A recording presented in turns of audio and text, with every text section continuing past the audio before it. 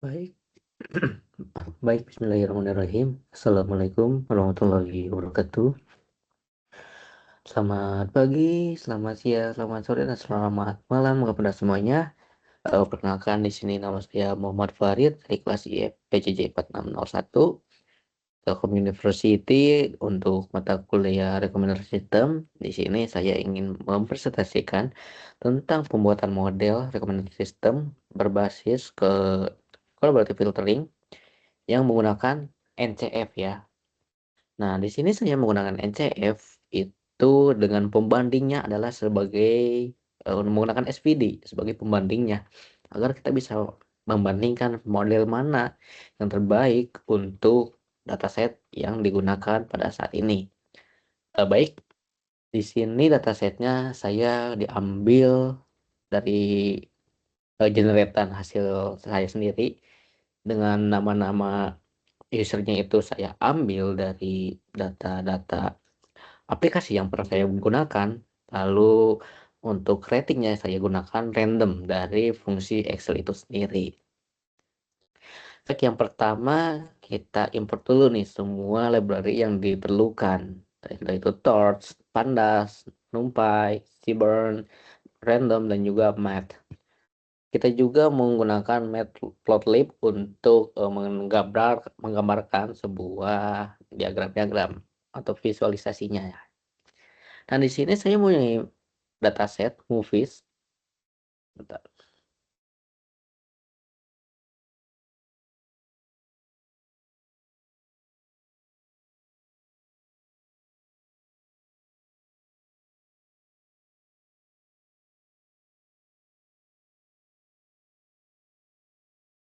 Yang dimana bentuknya seperti ini.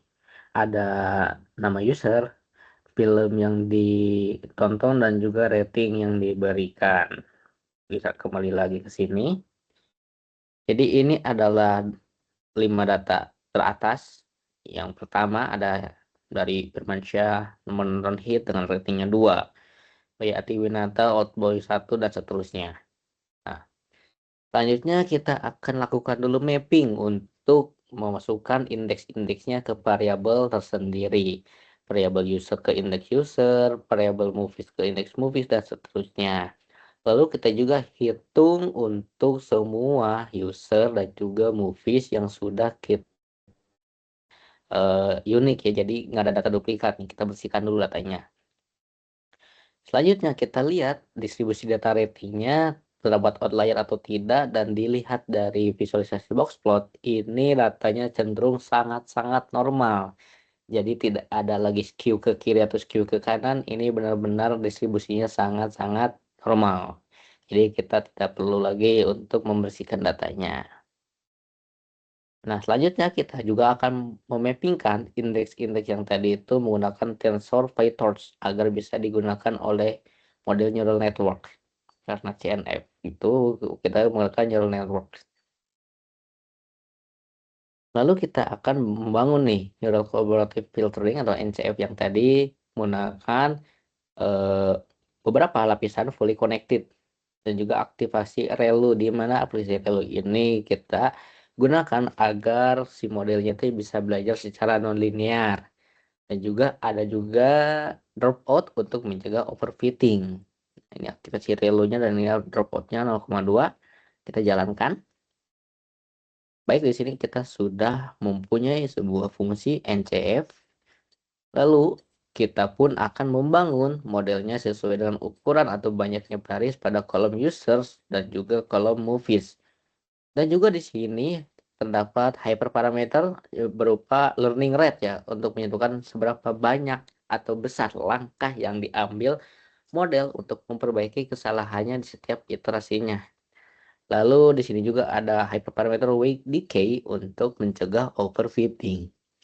Nah, di sini kita set learning rate-nya itu 0,005 dan juga learning nya 1 E-5. Jalankan. Nah, selanjutnya kita itu masuk ke tahap training, di mana model ini akan melakukan trial dan error dan terus diulang-ulang sebanyak X. Nah, di sini misalnya 200.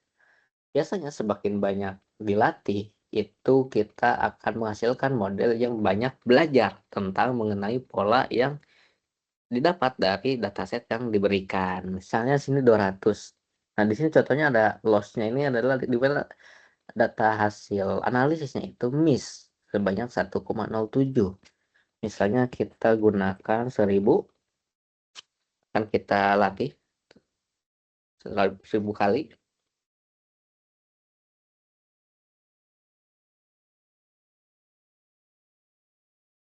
Nah, 1,8. Nah, di sini kita bisa lihat 1,7.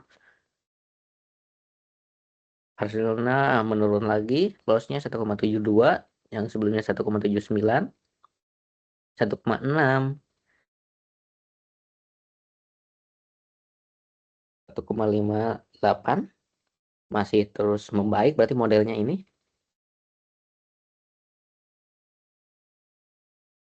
Ya, masih membaik 1,4,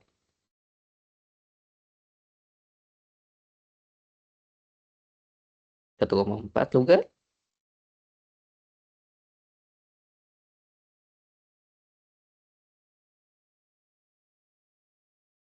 Baik, hasilnya jadi 1,3 untuk loss-nya, di mana kita gunakan iterasinya sebanyak 1000 kali. Nah, lalu kita masuk ke tahap pengujian model NCF ini yang sudah di-training untuk memprediksi rating yang mungkin akan diberikan pengguna tersebut. Kita gunakan saja namanya Firmansyah untuk film hit sesuai dengan apa yang di data pertama ini. Ratingnya yang diberikan adalah 2. Kita lihat untuk next-nya dari model NCF yang sudah kita bangun. Oh, miss ya, berarti 2,92, terlalu kejauhan. Mungkin karena kita masih dini untuk men-trainingnya. Mungkin kita harus 1000 kali lagi. 1,4 harusnya lebih turun. 1,3,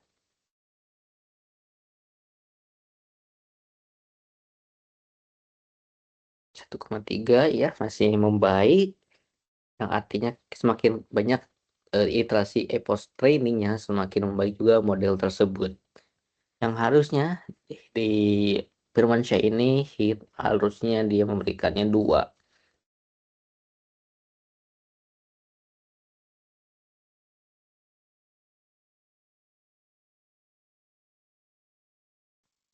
Modelnya masih belajar. 1,2, turun lagi harusnya jadi 1,1. Betul. Semakin banyak iterasinya semakin membaik.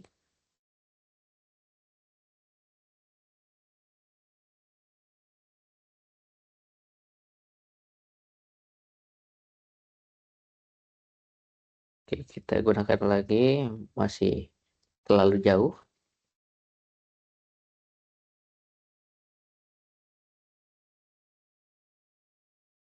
Akan jadi 2000. Oke, kita tunggu saja.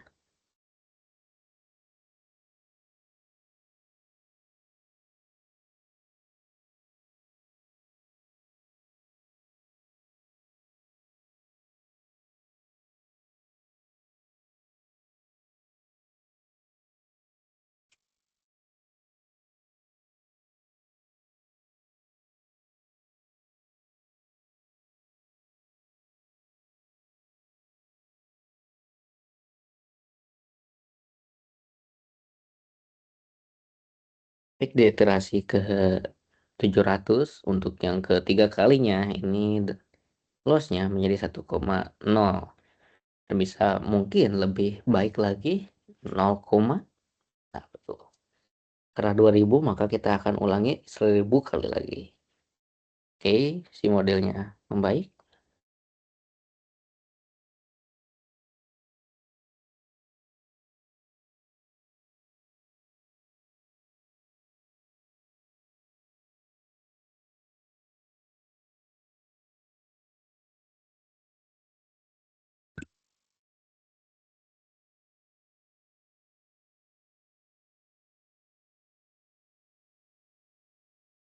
0,95 makin baik lagi.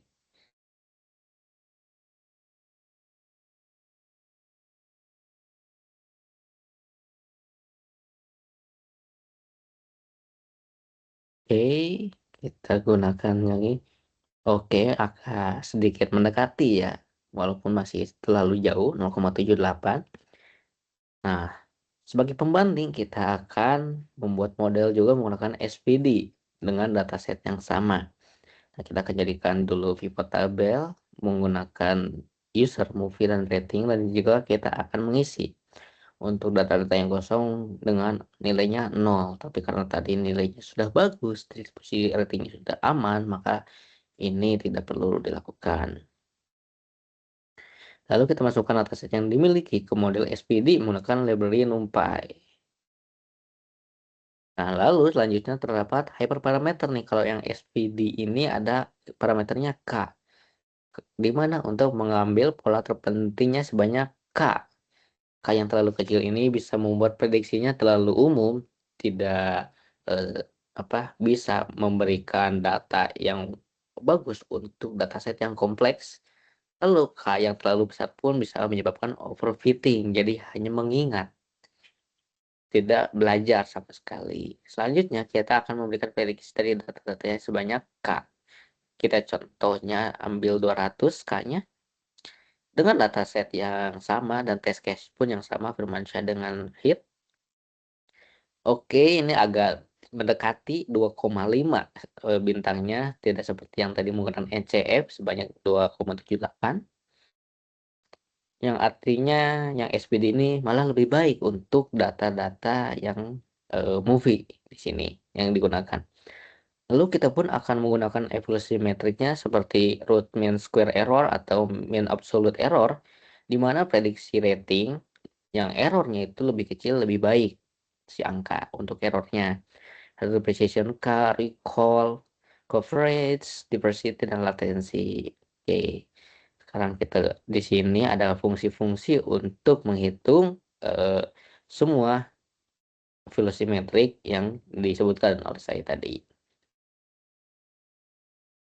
Sekarang kita hitung top K untuk NCF, kita ambil sampel untuk pengujian agar tidak terlalu lama. Karena K-nya tadi 200, maka kita akan coba juga menggunakan K yang sama 200. Di sini kita bisa lihat kalau menggunakan NCF, precision-nya itu adalah 0,23. Recall-nya sebanyak 1, NDCG-nya adalah 0,262, coverage-nya 1, dan novelty-nya min 4,6 dengan latensi 0,0079. Tentunya kita akan bandingkan dengan SPD.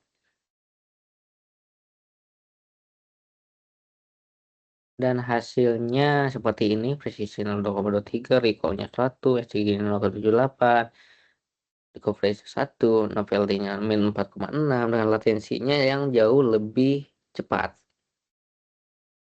Nah, lalu kita akan bandingkan semuanya metrik yang tadi dan kita simpulkan mana yang lebih baik untuk dataset yang kami gunakan.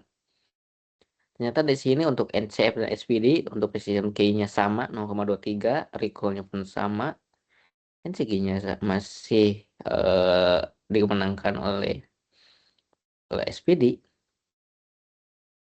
Bisa coverage-nya sama, novelty-nya sama, latensinya pun lebih cepat yang SPD seperti yang saya gunakan. Oke, baik, yang ternyata di sini pemenangnya adalah SPD. Karena SPD lebih unggul, lebih banyak metrik daripada NCF yang sudah kita bangun. Karena itu SPD sering memberikan root mean square error atau mean absolute error bagus di rating eksplisit, cepat dilatihnya dan juga gampang disajikan, tapi bisa kalah di NC NDCG 8K-nya jika pola non linearnya kuat. Jadi SPD ini kurang bagus untuk data-data yang polanya non linear. Karena pola non linear itu bisa kita gunakan NCF. Lalu NCF menangkap interaksi nonlinear yang biasanya lebih kuat di metric ranking, tapi latensinya dan kompleksitasnya lebih tinggi. Karena NCF ini banyak layernya, jadi memang digunakan untuk kompleksitasnya yang lebih bagus lagi. Maka kesimpulannya kita bisa menentukan untuk menggunakan modal yang tepat dengan memperhatikan kondisi berikut. Pilih NCF itu jika NTCG atau recall key-nya unggul signifikan dan latensinya masih memadai. Dan ada buktinya interaksi nonlinearnya sangat kuat di dataset yang akan kita bangun. Lalu kita juga bisa membutuhkan personalisasi yang tajam dan bisa invest di infrastruktur karena kan eh, kompleksitasnya agak tinggi ya. Tapi kita akan gunakan SVD jika root mean square error atau mean absolute error-nya kompetitif dan kemudian rankingnya metriknya kecil.